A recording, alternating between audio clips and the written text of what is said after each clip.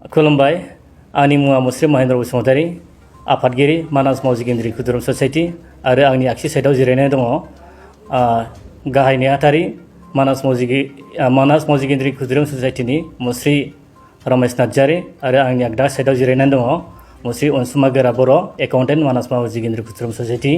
दा दिनैनि बे 2022 मायथाइनि बे गिबि दिनाव जोङो मानास मावजि गेन्द्रि खुदुरुम ससाइटिनिफ्राय बे बिटिआर ओनसोलनि बे आसामनि बे भारतनि बे दुलाराय बुहुमनि गासैबो सुबुं माहारिनो गाहाम हामलायनायखौ बावहरग्रोनाय जाबाय आरो बे दिनैनि बे गोथार दिनावनो 2022 नि जागायजेननायावनो जोङो नोंथांमोननि बड'लेण्ड रादाब आरो बड'लेण्ड बुब्लिनि गेजेरजों जोंनि मानास मावजि गेन्द्रि खुदुरुमा मा मावबोदों आरो मा मावनो नागिरदों बेखौ जोङो एसे खान्दायै जोङो फोरमायथिनो नागिरदों।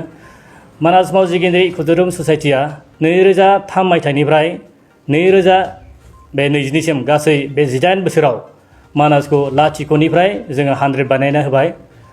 दा आरो बावैसो बिटिआर एकर्ड खालामखांनायनि उनाव जोंनि बे बड'लेण्ड ओनसोलाव मोनसे गाहाम परिबेस सान्थि परिबेस फैबाय। बेनिखायनो गोग्लैसोनानै थानाय माखासे मानि बेकार लाइमोन सेंग्राफोरखौ मानास मावजि गेन्द्रि खुदुरुम ससाइटिया थांना थानायनि टुरिज्मनि गेजेरजों थांना थानायनि राहा होनो थाखाय जोङो मोनसे थांखि आजावदों आरो बेखिनियावनो जोङो दासान्दि बिटिआरनि गाहाय मावफुं सोद्रोमा बिथां प्रमद बर'निसिम जोङो बेखौनो खावलायहरनो सानदोंदि जिहेतुके जोंनि बे ओनसोलाव टुरिज्मखौ लानानै लाइमोनफोरनो खामानि होनो हानायनि मोनसे मोजां स्कप दं। जोंनि साखाथियावनो नांजाबनानै थानाय मानास हाग्रामा, मानास वर्ल्ड हेरिटेज साइट, मानास टाइगार रिजार्भ फरेस्ट, मानास बाय'स्फीयर रिजार्भ बेखौ लानानै जोङो बे ओनसोलनि लाइमोनफोरखौ गोबां जोङो थांना थानायनि राहा होनो हायो।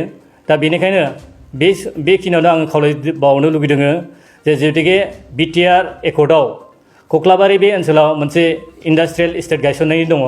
इन्डास्ट्रियेल इस्टेटखौ गायसननायजों लोगोसे जोंनि बे ओनसोलाव मोनसे टुरिज्मखौ इन्डास्ट्रि महरै जोङो गायसनफानोबो जोङो खावलायनाय जादों। खारन जोङो मिथिगौ दिनैनि दिनाव टुरिज्मआ मोनसे वर्ल्डनि सेकेन्ड लार्जेस्ट मोनसे इन्डास्ट्रि।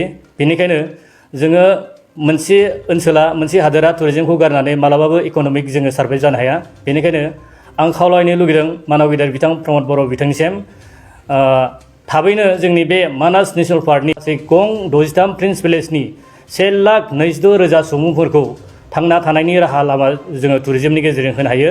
बेनि थाखाय जोंनो मानास नेसनेल पार्कनि खोला बाउण्डारियाव फानबारिनिफ्राय लानानै कक्लाबारिसिम मोनफैनाय मोनसे मोजां राहा लामा ब्लेक टपिं लामा बानायनांगोन आरो दैमाफोराव जोङो ब्रिज बानायनांगोन। अब्लानो बिसायख'थिनि समाव मानव गेदेर बिथां प्रमद बर'आ बुंनाय बे बेकार सेंग्राफोरनो साख्रि होनो नागिरनाय बियो मथा मथि 50% जौखोन्दो मावफुंजागोन आं सानो। मानोना जोंनि बे प्रिन्स भिलेजाव गासै गं 63 गामियाव गासै 1,22,000 सुबुं दङ आरो 1,22,000 सुबुङा बे खामानिखौ मावफुंना होयोबानो टुरिज्मनि गेजेरजों थांना थानायनि राहा लामाखौ गावबा गावनो सायख'नानै लानो हागोन।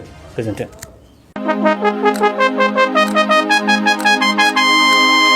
खुलुमबाय। नै सफैलायबाय दुलाराय बर' फरायसा आफादनि थान्दै जखनथाया। दुलाराय बर' फरायसा आफादा खुंगा 54थि थान्दै सावरायमेलखौ गोजोनै खुंफुंनो कार्बि आंलं जिल्लानि लांहिं नोगोरनि हाजोआरि गोजोन फोथाराव थि खालामबाय।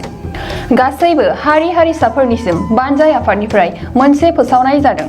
कार्बि आंलं जिल्लानि लांहिं नोगोरनि हाजोआरि फोथाराव 2022 मायथाइनि 2, 3, 4 आरो 5 फेब्रुआरि खालाराव जानो गोनां दुलाराय बर' फरायसा आफादनि 54थि थान्दै जखनथाय लोगोसे 49थि कार्बि आंलं जिल्ला दुलाराय बर' फरायसा आफादनि बोसोरारि जथुम्मायाव जायफोर बर' फालांगिरिफोरजों लोगोसे आसामनि जायखिजाया हारिनि फालांगिरिफोर जेरै book stalls, tea stalls, vendors, hawkers बायदिफोरजों लोगोसे बर'नि गाननाय जोमनाय, दखना गामसा आर'नाइ टेक्सटाइल्सनि बायदि रोखोमनि जि जोम दिन्थिनाय आरो फाननायनि थाखाय गिदिरथार मोनसे एग्जिबिशन लानाय जादों। बेखायनो जायखिजाया गोसो गुदुं फालांगियारि बिथांमोनखौ फैगौ जानुवारि दाननि 20 खालारनि सिगां गाहायाव होनाय 86389111317896968903 जानबुं नङाव सिगांग्रो खौरां लाना गावनि मुं थंफोरखौ रेबथुमना लाहरखानायजों लोगोसे गोरोबथा खालामनो थाखाय खावलायहरनाय जाबाय। गोजोन्थों।